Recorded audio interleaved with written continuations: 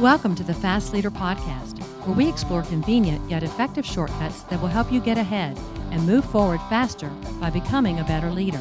And now, here's your host, customer and employee engagement expert, and certified emotional intelligence practitioner, Jim Rimbach. An Even Better Place to Work is an easy-to-use solution that gives you a continuous diagnostic on employee engagement along with integrated activities that will improve employee engagement and leadership skills in everyone. Using this award-winning solution is guaranteed to create motivated, productive, and loyal employees who have great work relationships with their colleagues and your customers. To learn more about An Even Better Place to Work, visit beyondmorale.com/better. Okay, Fast Leader Legion. You'll want to make sure that you actually go to iTunes and download and subscribe to Fast Leader Show if you haven't already, because this show is something you're going to want to replay over and over, because we have somebody today who's made such a huge impact on what we do and what we're all about here on the Fast Leader Show.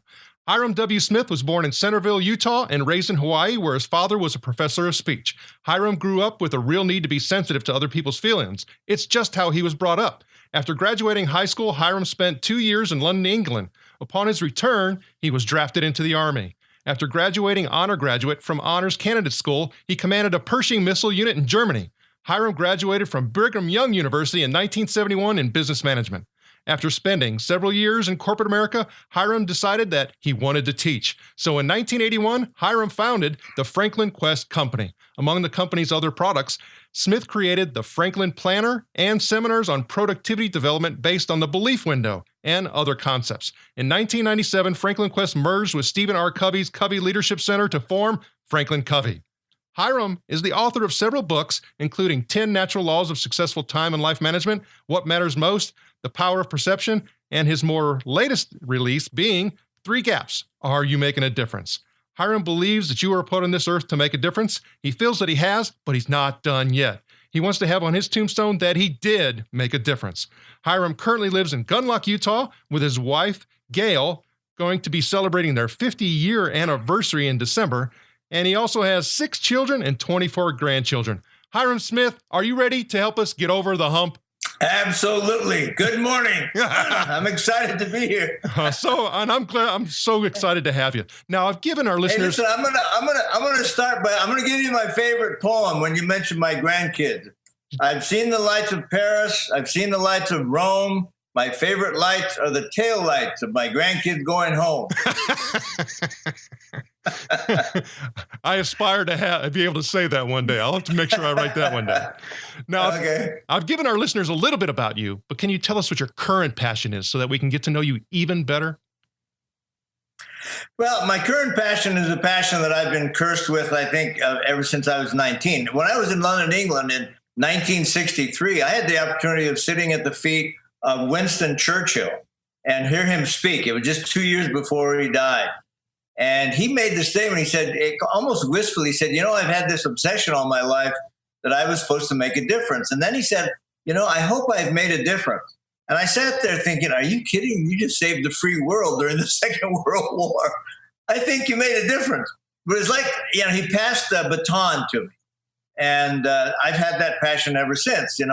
We did the Franklin thing. We had over 6 million people using Franklin planners. We had the concept that we taught of value-based goal setting is a very compelling, powerful idea. The Franklin Planner was a tool to help people really manage what mattered most to them. And we went from my garage, 3 people in my garage, one of whom was my wife, to, we had 4,000 people. It was, over 600 million in revenue. We had 6 million people using Franklin planners. It was a fabulous opportunity experience. I stepped down in 1999 as CEO at Franklin. I stepped off the board in 2004. And since then, I haven't been able to get rid of this thing in my gut that I'm supposed to be doing something more. And about a year and a half ago, a good friend of mine approached me who'd worked with me at Franklin for 25 years, named Richard Godfrey. And he said, Hyrum, all the stuff you've been teaching for the last 40 years can be wrapped up into one simple idea. And I didn't know if I should be offended by that because I had just captured 20 hours of stuff on a video of my stuff, And I said, really, what's that? He said, it's closing gaps. That's all you've ever talked about. He said, you've talked about 3 gaps. You need to write a book about it. He said, let's start a company. We got anything to do. I haven't got anything to do. So we did. I wrote the book, The 3 Gaps, and it's a capture of everything that I've been teaching in a very simple, powerful way. You want me to tell you what the 3 gaps are really fast? Yeah, please do. Okay, the first gap we call the belief gap. And the question is, if you can see my hands, the question here is there a gap between what I believe is true and what is actually true? Because if there's a gap there, I'm in trouble. For example, if I believe that gravity doesn't work, I'm in trouble. Okay, that could be painful. And so we created a simple blueprint, and it's in the book. How do I close the belief gap to bring my beliefs in line with reality? The second gap we call the time gap, and that's one I've talked about at Franklin for 40 years. And the question here is there a gap between what I did today and what I said I was going to do today? And if there's a gap there, I'm probably not in some pain. And so how do I close the time gap? There's a simple blueprint on how to do that. We can, dive as deep as you want into these. Then the third one we call the value gap. And this one is critical, I think, to our happiness. We'll talk about the relationship between happiness and making a difference, because I think that's key, and I'll come back to that. But the third gap is the value gap. And the question here is there a gap between what matters most to me and what I'm doing? For example, if I value being physically fit and I weigh 300 pounds, I'm in pain. And if I want inner peace, happiness, if I want to make a difference, I've got to close that gap. If I value being financially okay and I'm $500,000 in debt, I'm in pain. So I've got to close the gap. There's a simple blueprint to closing that gap. We can talk about those blueprints, but that's kind of where, and it's been fun to put that book together. Barrett Kohler published the book, and it's available on Amazon and bookstores now. Yeah, but that's what my passion is right now. I've decided I'm going, and I still speak. I go out and do stuff because I love to do it, and I'll probably do that till I die. I mean, obviously, when I had the opportunity to, learn even more about you than what I had known initially, is there's several things that just kind of hit me. And that, first of all, you yourself have been an inspiration to many. You seek, inspiration from others, and you start talking about, this whole 3 gaps piece, and it's working with others, working with a network to make things that more folks can use. So, I mean, it's this whole collaboration. There's just so many things that I hit from a leadership perspective that just, were real right in my face. But one of the things that we focus on, looking at a lot of these different aspects is leadership quotes. And I know you talked about Churchill, you talk about even yourself, and some of the things that you've been able, to do, and just reading, a little bit about the book, and you start out with some huge impact talking about, right after the tragedy at 9/11, speaking to a lot of the survivor families and things like that. I mean, it's just, just incredible. But is there a quote for you that kind of stands out as a guiding inspiration that you can share with us? Yes. In fact, I learned this, and I don't talk about this a lot, but I think it's okay here. I learned a statement. I actually wrote another book about it. And the quote, let me give you the quote and then tell you why it has so much meaning to me. And the quote is, pain is inevitable, misery is optional. Pain is inevitable, misery is optional. And let me just tell the story quick in New York. About 3 weeks after 9/11, I got a call from Rudy Giuliani's office and said, hey, we got a lot of people in pain here. Would you and your partner, Mr. Covey, come and do a workshop for the families affected by 9/11? And I said, of course. When do you want us to come? Well, why don't you come on October 19th, which was 5 weeks after 9/11. And he said, but we can't pay. Got to get yourself here. And I said, hey, we'll do whatever you want. So we came, and they gave us a tour of Ground Zero that morning. And it was a very surreal experience. Steve Covey and I were standing with 4 policemen on 15 feet of compacted debris, looking at an unbelievable hole. I've been to New York hundreds of times. I've been in the World Trade hundreds of times. I've taught there, met there, but it's gone. And this policeman told us his story. And he said, I was here that morning. And he looks over and he says, I was right there. I heard this big noise and I looked up and all this stuff came flying out of the World Trade Center. And he said, it looked like paper at first. And then it started hitting the ground. He said it was 50-foot I-beams killing everybody it hit. He said, I watched 34 people jump from the tower. 4 of them were holding hands when they jumped. He said, I watched 8 firemen lose their lives because people fell on them. And I'm thinking, oh my gosh. And then he said, Mr. Smith, how many computers do you think there were in the World Trade Center? I said, well, 50,000 people worked there. They probably had a lot of computers. He said, we haven't found one computer. And I said, how come? He said, 3,000-degree fire, man, and it's still burning. And while he was talking, a crane pulled an I-beam out of the rubble, and it was dripping molten steel at the bottom. Well, that's how the morning starts. We come back up to the Sheraton, Midtown Sheraton, and we walk into a ballroom designed for 1,800 people, about 2,300 people crammed in this thing. Starts off with 2 firemen, 2 policemen dressed blues walked in with the American flag. And I started to cry. And then 60 young women from the Hyrums girls choir marched in, sang 3 patriotic songs, blew the roof off the place. So I'm a mess. So I was grateful Covey talked first. So he did his thing. Then it's my turn. I got to the front, and before I could open my mouth, a fireman about halfway back jumped up and said, Mr. Smith, are you going to tell us how to get out of bed in the morning when we just don't give a crap anymore? That's how it started. This turned out to be one of the toughest and maybe most rewarding speaking experiences I've ever had. And I looked at that fireman and I said, listen, I said, if you remember a thing I said today, you remember these words. Pain is inevitable. Misery is optional. And then I said to him, now, what point am I trying to make? I said, the fact is, bad things happen to good people. And I said, people lose their 401ks and accidents happen where kids are killed. And I learned this when I lost a daughter and a granddaughter in a car accident in 1995, And you never think, you expect to outlive your kids. And a very close friend of mine shared that with me just before the funeral, and it kind of kept me going, after I had that experience. And I said to that crowd in New York, I said, we're not going to get through this mortal experience without some pain. We're people. We're going to have pain. The issue is, how do we deal with the pain? Being miserable is a choice. We don't have to be miserable. And the great thing about America is we've always chosen not to be miserable. And then I gave a couple examples. I said, I'll never demean or put down what happened here on 9/11. This was bad. But I said, go back in history 150 years on this planet and compare 9/11 to what's happened on this planet in the last 150 years. And you know what? What happened here on 9/11 doesn't even come up on the scope of ugliness in comparison. And then I just gave a couple examples. My wife and I were guests of the Marine Corps on Iwo Jima in 2010 for the 65th anniversary of the Battle of Iwo Jima.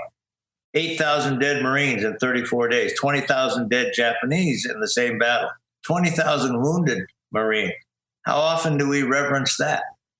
The killing fields of Cambodia, stuff going on today. And I said, so the fact is, as we experience pain, and that's why these gaps are important. If I've got these gaps coming to a close, I'll be able to deal with whatever the world throws at me, quite frankly. And then I find I'm making a difference. And Jim, one of the interesting things, the most productive period of time in our history was the Second World War. And why? People felt like they were making a difference, and they were. Women were building B-25s. Men were out in the war effort. People were saving scrap from their yards, scrap metal. Everybody was making a difference. We built destroyers in 8 days during the Second World War. I mean, productivity went off the map. So making a difference matters. How do I make a difference? Well, I've got to have what I like to call inner peace, which brings this happiness factor. All my life I was taught, put your nose to the grindstone, work hard, and someday you'll have the right to be happy. And it's just backwards. And I think we've known that. Happiness comes first, and then productivity goes off the map. Well, how do I become happy? Close those 3 gaps, and I'll tell you what. Happiness is there. Suddenly I'm making a difference, and nobody has to tell me to get out of bed in the morning. Nobody else has to motivate me externally. I'm motivating myself, just get out of my way. You're right. And one of the things that we talk a lot about on the Fast Leader Show is getting over humps. You were talking about gaps and, so we talk about humps. And we usually ask if somebody has, a story that they can share about humps. Well, you just hit on 2 talking about getting up there and speaking to those, folks and those, those families of the, deceased from the World Trade Center. And then also, losing, your daughter and a granddaughter. I mean, those are huge. Now, and when I start thinking about the gaps, as you refer to them, is that, you talk about beliefs, values, and time. And you, in the book, I mean, this is a pretty easy read, and we'll make links to it on the show notes page, and we'll talk about that in a second. For me, I want to resonate and connect with, an order being that the values are first. Now, what would you say, in response to that? Okay, I think the values do come first, and I think that's a very important key that you've identified, because everybody already has what I like to call a set of governing values. We all have them. And the issue is, am I doing anything about them? And so let me just give you the quick blueprint. It's only a 3-step thing, a blueprint of how to close that gap. Number 1, identify what the values are. Make a list of them. Number 2, write a clarifying statement for each value. And then number 3, prioritize the values. Now, why would I prioritize values? If one of my values is integrity and one is loyalty, and my company asks me to do something that isn't quite right, if integrity is above loyalty, I won't do it. If loyalty is above integrity, I will. Are you with me? And we equate that process, Jim, to writing your own personal constitution. What you do in that 3-step process is write your own personal constitution. Let me just run you through the I-beam. Have you ever heard the I-beam experience? Not the experience. Please go. Okay, let me just tell you really quick. I was at the Command and General Staff College at Fort Leavenworth 6 weeks ago, and I had 1,500 new majors in the room. It's a very cool experience. Anyway, I said, I'm going to help you identify your governing values. I need one of you to help me that has a child under the age of 2. This major jumps up. I have a son too. I said, okay, just answer some questions. We're going to find out one of your governing values. And I said, I have an I-beam in the parking lot, 300 feet long. You're at one end, I'm at the other end. I hold up a $100 bill and say, if you'll come across that I-beam without stepping off either side, get here in 3 minutes, I'll give you $100. Would you come? Oh yeah, I'll come. I said, okay, we're going to take that I-beam to the Grand Canyon. There's a place there 300 feet across, 1,100 feet straight down, bolted into both walls. You're on one side, I'm on the other side. It's raining, and the wind is about 40 miles an hour. And I said, I hold up my $100. Will you come across that I-beam, get here in 2 minutes without stepping off either side? Would you come now? No way. I now have $10,000. Unmarked bills. Would you come now? No way. I have $50,000. Would you come now? No way. I have $1 million. Would you risk the I-beam for $1 million? No way. I said, okay, Major, I now have your child over the edge by the hair. If you don't get across that I-beam right now, I'm going to drop your child. Would you come now? Damn right, he said. And I'd kill you when I got there. And I said, we just found one of your governing values.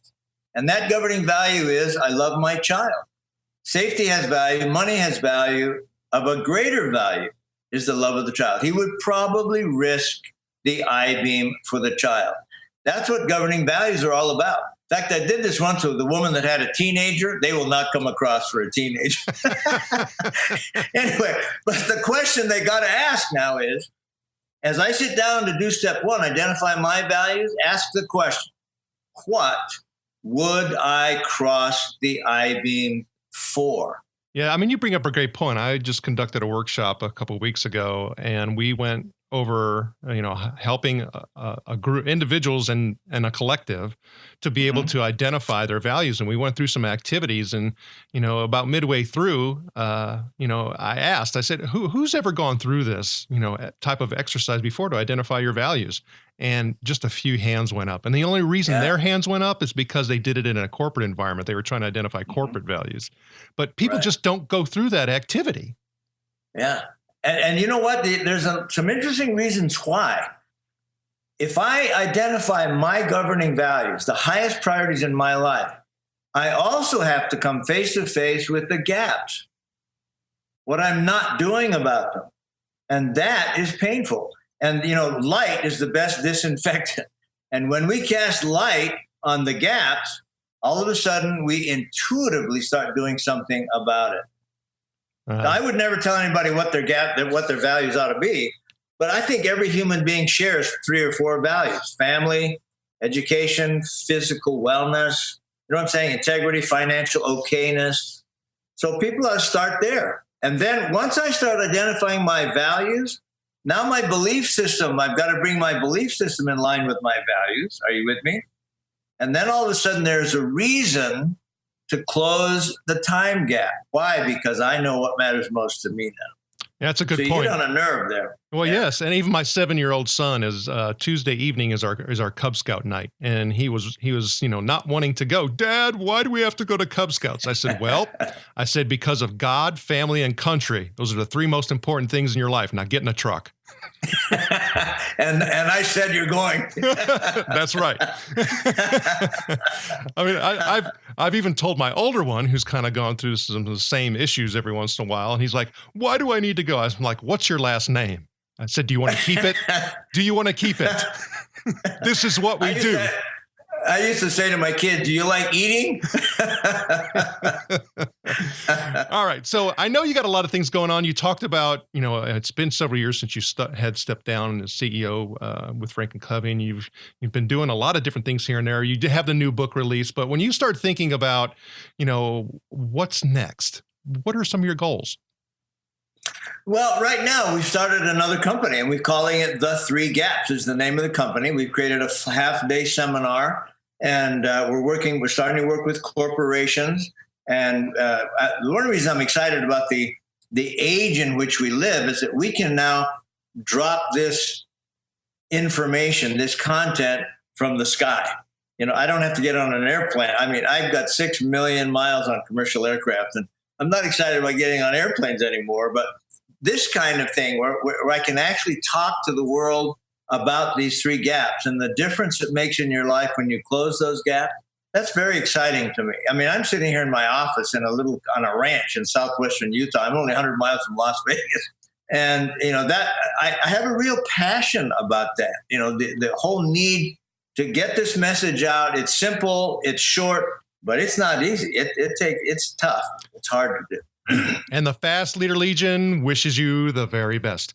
Now, before we move on, let's get a quick word from our sponsor.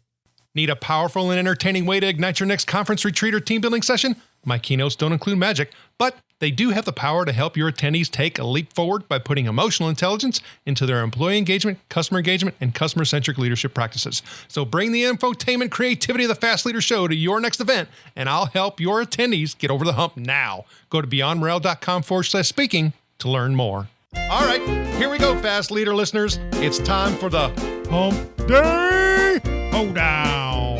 Okay, Hyrum, the Hump Day Hoedown is a part of our show where you give us good insights fast. So I'm going to ask you several questions, and your job is to give us robust yet rapid responses that are going to help us move onward and upward faster.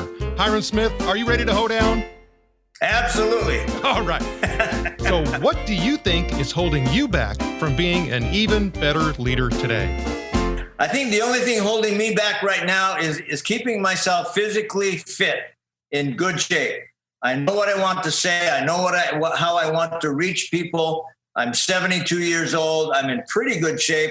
And so I say, you know what? I'm going to keep myself in good physical shape so that doesn't get in my way of getting out and sharing a message that I think matters to the human race. What is the best leadership advice you have ever received? I think the best leadership I've ever received is think about others first, put yourself second, listen, and people will follow. What is one of your secrets that you believe contributes to your success?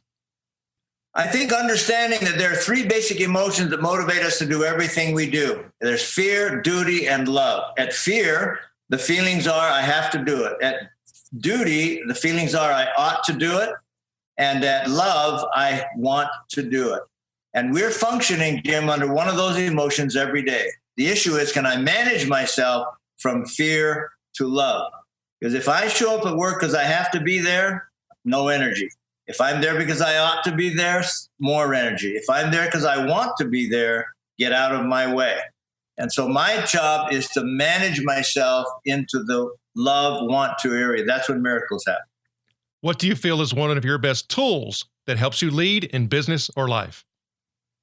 The commitment to spend 10 to 15 minutes every single day for me in the morning planning my day. And it's not all planning. It's a 15-minute period of solitude and planning, getting away from the world. You know, I'm really into the scriptures. So I study scriptures every day. I'm into prayer for me. It may not be just be meditation for some people, but, you know, centering yourself every single day before you start. You can do it late at night if you want. But I will tell you, 92% of the executives in America, men and women, do not take time to plan their day. And if they would do that, the impact that will have on their personal and professional productivity will blow them away. What would be one book that you'd recommend to our listeners? And it could be from any genre. This will surprise you. The book that's had the most impact on me, other than the scriptures, is Les Miserables, the unabridged version of Les Miserables. It's all about a guy who discovered the abundance mentality. You know, there's a scarcity mentality that says there's not enough for everybody, so I better grab what I can and hold on to it. The abundance mentality says there's plenty, and so I can share what I have. And that story, this book was written in 1815 by Victor Hugo. It's a marvelous book, and that had a real impact. In fact, it's cost me a lot of money because I've given away most of my money because of that book. Okay, Fast Leader listeners, you can find links to that and other bonus information from today's show by going to fastleader.net/Hyrum Smith. Okay, Hyrum, this is my last Hump Day Hoedown question. Imagine you were given the opportunity to go back to the age of 25, and you've been given the opportunity to take the knowledge and skills that you have now back with you, but you can't take everything back. You can only choose one. So what skill or piece of knowledge would you take back with you, and why? I would take the idea and concept of deciding every single day that I'm going to do something about what matters most to me. I don't want to react to what the world is telling me I ought to do. I want to be proactive and decide this is what Hyrum Smith wants to do. Because I found at age 25, quite frankly, that I was doing what everybody else wanted me to do when they wanted me to do it, reactive. It wasn't a lot of fun. And the minute I discovered the power of doing what mattered most to me, and that's closing these gaps, quite frankly, all of a sudden my life turned around and I've had a remarkable experience. Hyrum, it was an honor to spend time with you today. Can you please share with Fast Leader listeners how they can connect with you?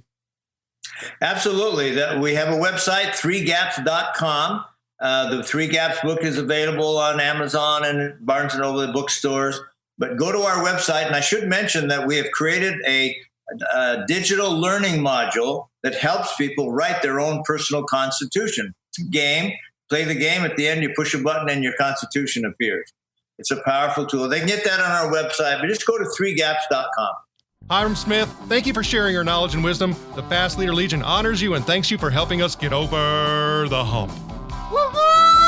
Thank you for joining me on the Fast Leader Show today. For recaps, links from every show, special offers, and access to download and subscribe, if you haven't already, head on over to fastleader.net so we can help you move onward and upward faster.